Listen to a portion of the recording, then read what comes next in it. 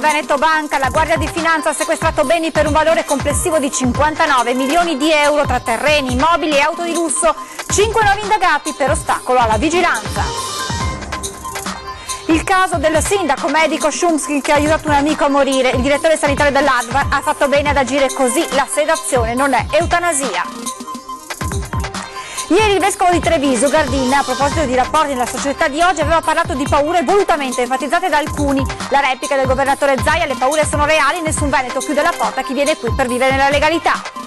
Fa discutere la condanna a 4 anni e 11 mesi per Walter Unichini, macellaio di Legnaro che sparò al ladro in fuga. Secondo i trevigiani si tratta di una sentenza ingiusta. Ricatto hard, un 19enne trevigiano è finito in manette, era riuscito ad estorcere ad un anziano 100.000 euro, l'operazione dei carabinieri di Belluno.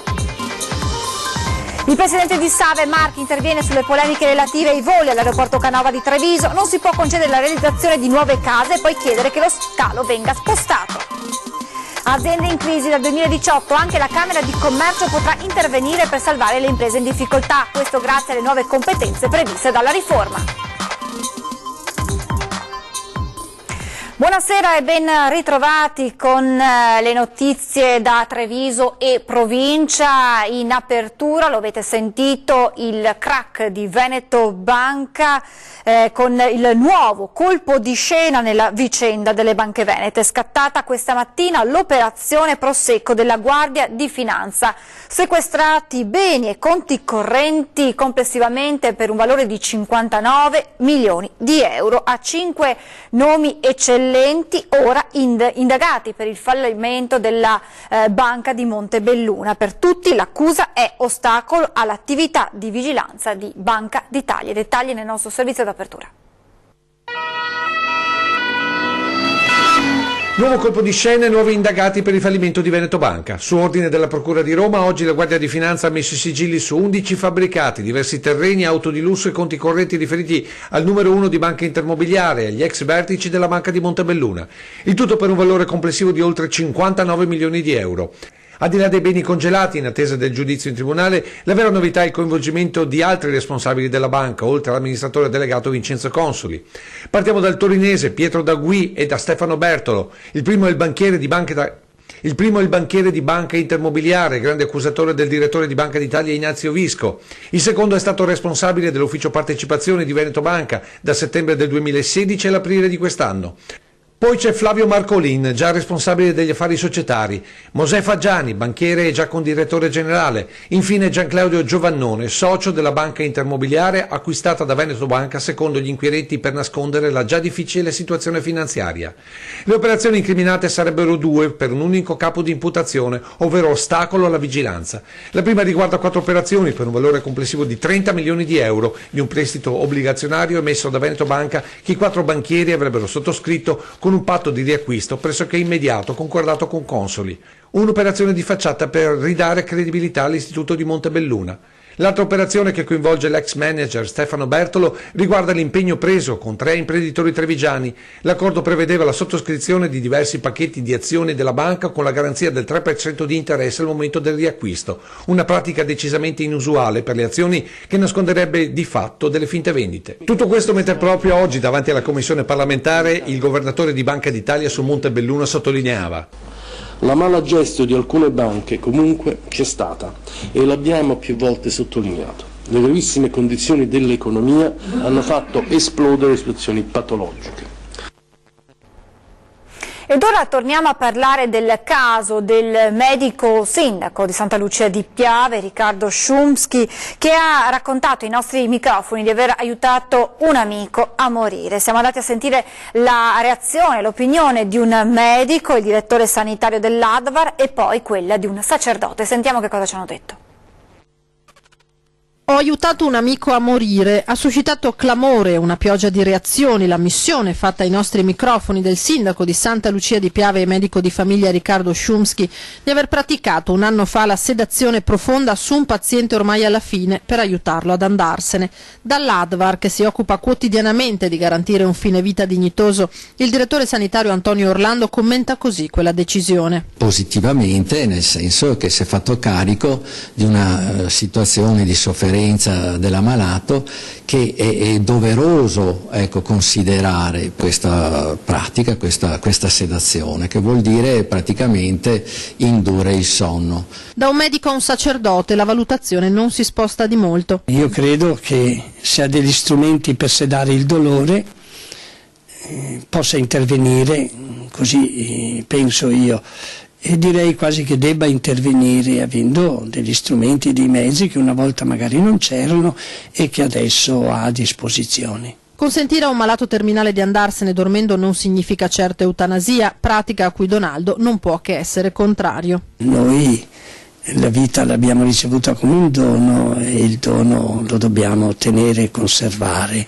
Di eutanasia non parla la legge sul biotestamento appena approvata, una buona legge, dice il direttore sanitario dell'Advar, che però non dà tutte le risposte. Non è una legge che risolve i problemi del fine vita, però dovrebbe fare in modo di evitare quelle situazioni della Eluana Englaro. Non dà una risposta a situazioni tipo DJ Favo, per esempio. Ieri, durante un incontro con gli amministratori pubblici, parlando dei rapporti nella società di oggi, il vescovo di Treviso aveva parlato di barriere mentali e di paure volutamente enfatizzate da alcuni. Oggi la replica del governatore Luca Zaia: le paure dei cittadini, dice, sono reali. Io sono responsabile dello slogan Prima i Veneti, perché l'ho coniato nel 2010, ma non mi sento sotto attacco, al massimo rispetto del vescovo Gardin. Parole di stima e nessuna polemica per il governatore Luca Zaia con il vescovo di Treviso Gianfranco Agostino Gardin, dopo le sue parole di ieri durante l'incontro con gli amministratori cittadini. Parlando delle relazioni nella società di oggi, Monsignor Gardin aveva fatto riferimento a protezioni o steccati mentali che vengono eretti accentuando convinzioni quali prima i Veneti, prima i Trevigiani, che poi diventano prima quelli del mio comune, fino a chiuderci, per così dire, nella propria stanza e difenderla. Ma il presidente della regione Veneto ribadisce, come già fatto in più occasioni, come nessuno voglia chiudere la porta a chi viene qui per vivere nella legalità. Non conosco un trevigiano, non conosco un veneto che sbatterebbe la porta in faccia a una persona che non è veneta, se ha bisogno, se è una persona per bene, che rispetta le leggi. Se poi qualcuno ci dice che dobbiamo ospitare delinquenti, far finta di non vedere quando fanno marachelle o peggio ancora fanno degli atti di estrema violenza, io dico che prima il Veneto. Il vescovo Gardin nel suo intervento aveva poi parlato di un senso di precarietà diffusa alimentata oggi da nuove paure urbane, alcune di esse forse un po' volutamente enfatizzate da alcuni. I timori dei cittadini sono reali, dice il governatore Zaia. Ogni giorno parlo con persone che hanno subito furti o rapine. Le preoccupazioni dei nostri cittadini non sono campate in aria, ma sono realtà, e questi cittadini hanno l'inquietudine di essere aggrediti, di subire rapine di notte o quant'altro, e penso che debbano essere ascoltati. Dall'altro, mi lasci dire, il vescovo si occupa delle anime e noi ancora ci occupiamo dei corpi. Ed ora il tema della sicurezza al centro del dibattito di questi giorni, soprattutto per quanto riguarda la legittima difesa, perché fa discutere anche nel Trevigiano la sentenza di condanna a 4 anni e 11 mesi per Walter Onichini, il macellaio padovano che sparò al ladro in fuga. Sentenza giusta o eccessiva? Lo abbiamo chiesto ai trevigiani. Sicuramente troppo, perché mi spiace se uno entra in casa. Non deve violare la privacy delle persone. Anzi, dovevamo fargli un monumento, secondo me. Che perché non è capitato il giudice, se no avrebbe condannato, non l'avrebbe assolto. Ritengo che se sia stato opportuno quel tipo di sanzione, penso sia giusto nel mio parere dal punto di vista. Prima bisogna mettere a posto il problema degli immigrati, il problema che qui abbiamo tante persone a spasso, tra cui anche i nostri giovani. Dare lavoro, dare dei servizi, quelli che si inseriscono bene, quegli altri li mandiamo al loro paese a un certo punto. Quel momento di così che ti prende, non sai quello che fai. Continuiamo con la cronaca e con il caso del colombiano responsabile della violenza sessuale in stazione a Treviso nel 2011. Deve scontare un'altra condanna, ma dopo essere stato rilasciato ha fatto perdere le proprie tracce e ora la procura ha deciso di tracciare i suoi spostamenti aerei. La procura preme sull'acceleratore per rintracciare Julio César Aguirre Zuluaga, il colombiano, oggi 31enne, che nel 2011 violentò una studentessa in stazione a Treviso e venne poi arrestato in Francia dalla polizia mentre stava cercando di far sparire le sue tracce arruolandosi nella legione straniera. Per quell'episodio Zuluaga ha scontato la sua condanna e a settembre è stato rilasciato, ma su di lui pende un'altra pena di 6 anni e 2 mesi per il medesimo reato nei confronti di un'amica della madre, che per un errore formale non è stato possibile eseguire in continuità la prima condanna, col risultato che il 31enne, da uomo libero, è salito su un aereo e ha lasciato l'Italia. La procura il 30 ottobre ha spiccato un nuovo mandato di arresto, ma Zuluaga non si trova e il PM Mara De Donà ha deciso di tracciare la rotta percorsa per capire dove sia adesso, con tutta probabilità in patria, in Colombia. Per il suo difensore, l'avvocato Carlo Cianci, se le cose stanno davvero così, il mandato non può essere eseguito. Manca la richiesta di estensione di quello europeo alle autorità francesi, quelle che consegnarono Zuluaga alla polizia italiana. Senza quello per l'avvocato l'atto della procura di Treviso è privo di valore. I carabinieri di Belluno hanno arrestato un 19enne trevigiano per un ricatto hard nei confronti di un anziano ottantenne al quale era riuscito ad estorcere 100.000 euro. Si è fatto consegnare 100.000 euro per non diffondere le immagini degli atti sessuali compiuti da un ottantenne a cui aveva chiesto l'amicizia su un social network.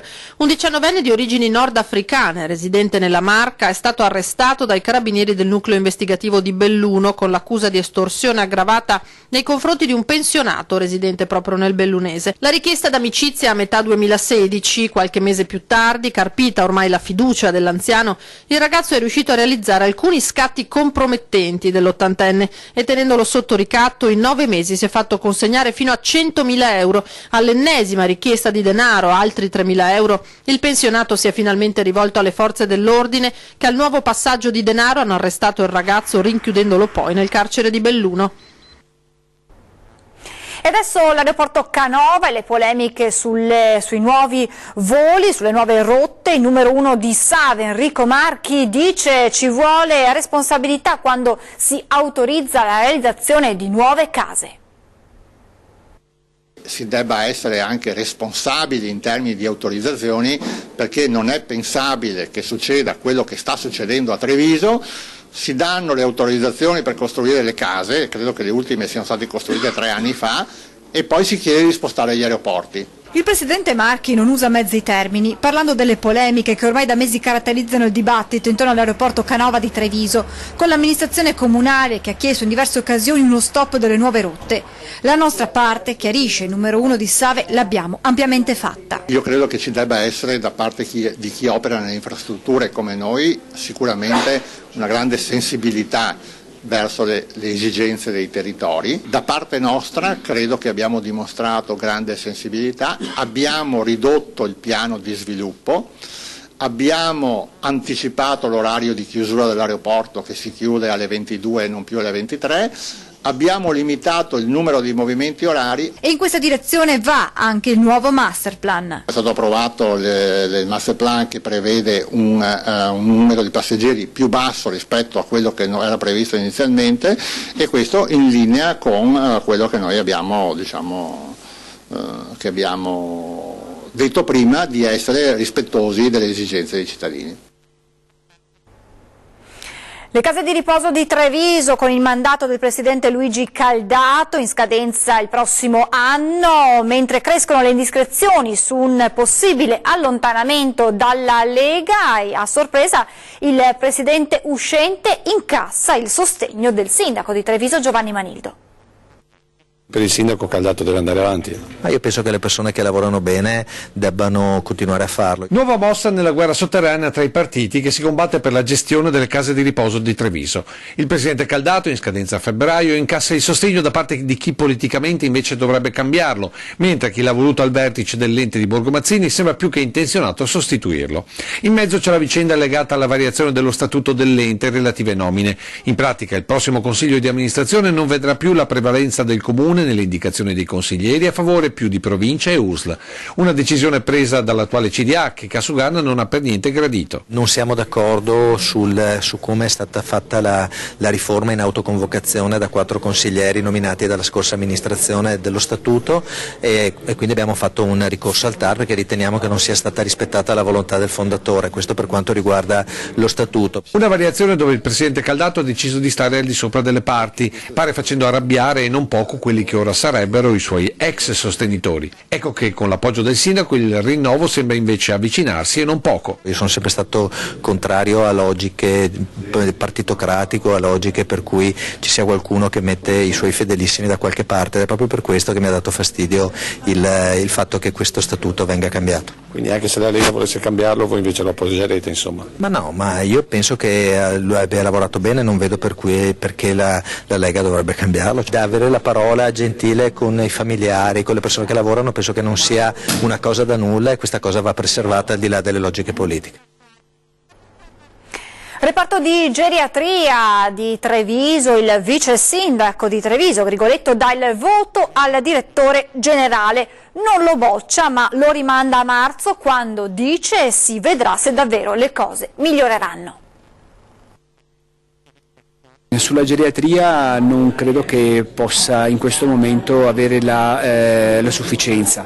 È evidente che bisognerà verificare se ci sono termini per riparare, io penso che i margini ci siano. Kasugana rimanda non a settembre ma a marzo il direttore generale dell'ULSS 2 sullo stato di un reparto delicato del Cafoncello come quello di geriatria, su cui Francesco Benazzi ha illustrato ai sindaci l'esito del sopralluogo degli ispettori regionali. Non è pensabile che a fronte anche, lui ha detto, di tutto sommato pochi reclami si possano trovare giustificazioni. Basta anche una sola lamentela in un reparto difficile come geriatria per alzare il livello di guardia. Tra 3 mesi, dice Grigoletto, nuovo faccia a faccia per verificare se qualcosa si stia davvero facendo o, dice, se non siano solo annunci.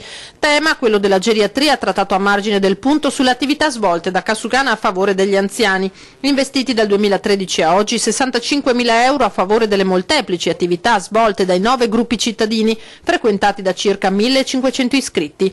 Senza dimenticare il volontariato che gli stessi anziani svolgono, continuando a rendersi utili e attivi nella comunità. Molti di loro sono diventati anche i cosiddetti angeli della notte, e cioè vanno a fare delle notti gratuitamente a quelle persone che, ricoverate in ospedale, non hanno né parenti né risorse finanziarie per permettersi una assistenza. E questi sono gruppi importantissimi, delle colonne portanti della nostra comunità, della nostra città. Ci fermiamo adesso per pochi minuti di pubblicità, restate con noi, a tra poco.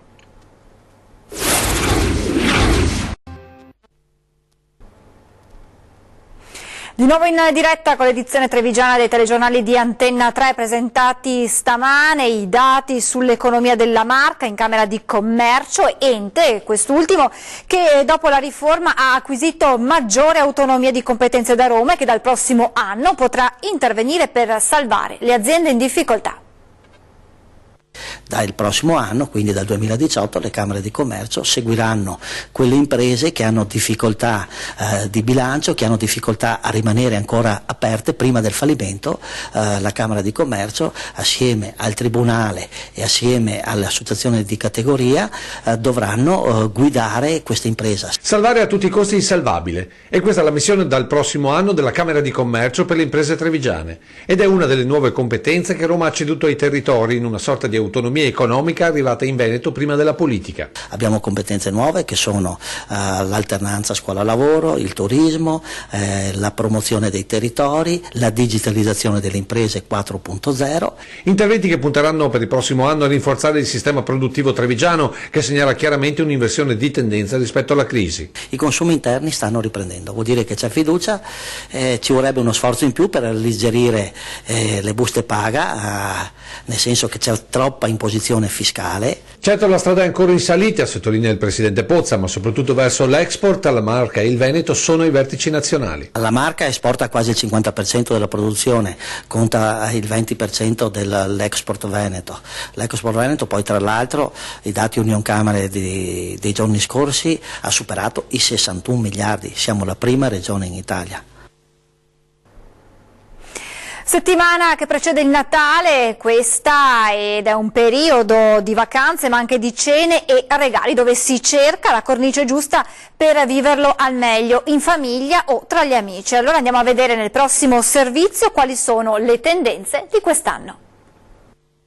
Settimana natalizia, non c'è casa che non abbia un segno di questo momento dell'anno e come sempre accanto al presepe ci sono i simboli preferiti dei trevigiani. Prima di tutto l'albero, vedo che l'importanza dell'albero è fondamentale e secondo la stella di Natale. Scelte ben conosciute da Andrea Bardin che ogni anno cerca con la moglie sempre nuovi oggetti che rendono l'atmosfera di questi giorni. Ad esempio abbiamo queste sfere con tutte le tonalità di verdi abbinate appunto al legno e ai toni del rame e del marrone. Quindi il Natale non è più rosso, è diventato verde? No, assolutamente, proponiamo vari temi, tra cui di nuovo il rosso proposto come novità con lo stile nordico un po' più freddo, a differenza del tradizionale abbinato all'oro, al bianco. Quindi il rosso abbinato ai toni dell'azzurro, del bianco e dell'argento. Altri colori di tendenza? Quest'anno una novità assoluta è il color pavone, da noi abbinato all'oro e un tocco di nero, una punta di nero per uscire un attimo dagli schemi tradizionali del solito rosso tradizionale del Natale. Tutti i segnali di come il Natale sia la festa principe da vivere in famiglia, addobbi che sono un vero e proprio rito, quest'anno è iniziato un po' in ritardo. Cominciano ad addobbare i primi alberi di Natale, portarsi a casa l'albero, ad addobbarlo. Poi di solito si comincia a preparare anche il presepio, subito dopo si dà lo spazio agli addobbi della porta d'ingresso, le finestre. Finito questo, un paio di settimane prima si comincia a mettere le stelle di Natale per dare il colore proprio alla casa, il colore del Natale, il rosso, infatti la stella di Natale va quasi sempre rossa. E a proposito di Natale, vediamo il presepe che un nostro telespettatore di Istrana ha inviato alla nostra rubrica dedicata proprio alle vostre natività.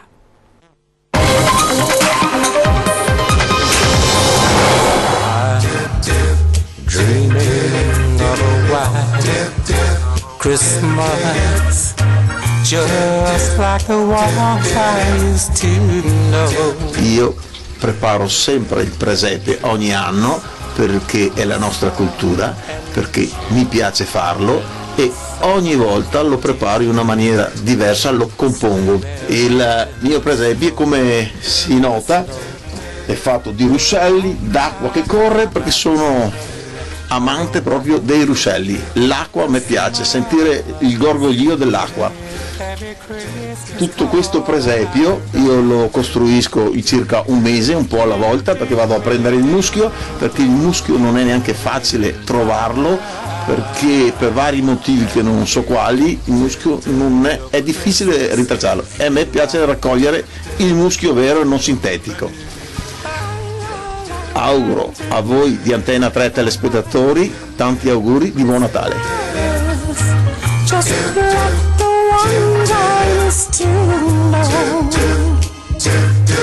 Where the treetops glisten and all the children listen to hear sleigh bells in the snow. Vi ricordo l'appuntamento questa sera con 20:10, ospite in studio il governatore del Veneto Luca Zaia, tanti gli argomenti che verranno affrontati, dal braccio di ferro sui FAS con il ministro Lorenzin al vertice sull'autonomia in programma domani a Roma alla legittima difesa. È tutto per questa edizione di Treviso, vi lascio le previsioni del tempo, grazie per averci seguito e buona serata a tutti. Arrivederci.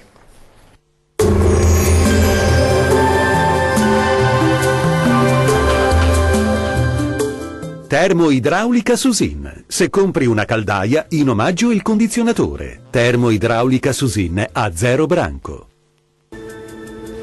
Ben ritrovati al meteo di Antenna 3. Si mantiene buono il tempo sulle nostre regioni. La giornata di mercoledì 20 dicembre sarà caratterizzata dal sole. Nel dettaglio sul Veneto prosegue il bel tempo sulla nostra regione. Il cielo si presenterà sereno o poco nuvoloso. Da segnalare soltanto la possibilità di qualche foschia mattutina tra Veronese, Padovano e Rodigino. Diamo anche uno sguardo all'andamento delle temperature, le massime saranno attese tra 3 e 6 gradi, minime sotto zero ovunque. Che Che tempo farà invece sul Friuli Venezia Giulia? L'atmosfera risulterà essere stabile anche sulla nostra regione, sarà ampiamente soleggiato e cielo completamente sereno con la quasi totale assenza di nuvolosità. Vediamo anche in questo caso le temperature, il clima risulterà essere ancora piuttosto freddo con massime non più alte di 6 gradi, valori notturni attesi tra 3 e 4 gradi sotto lo zero in pianura. Concludiamo infine con uno sguardo alla situazione meteorologica del Trentino Alto Adige. Continua il bel tempo anche sulla nostra regione con cielo sereno su gran parte del territorio. Soltanto sui confini esteri si potranno verificare deboli precipitazioni, anche nevose, fino a valle. Vediamo le temperature, le massime saranno attese sui 7 gradi, valori notturni tra -9 e -4 gradi circa. Il mare sarà da calmo a quasi calmo sulle coste e poco mosso al largo, i venti moderati nord-orientali localmente deboli sulla laguna di Venezia. Dal meteo per ora è tutto, arrivederci al prossimo aggiornamento.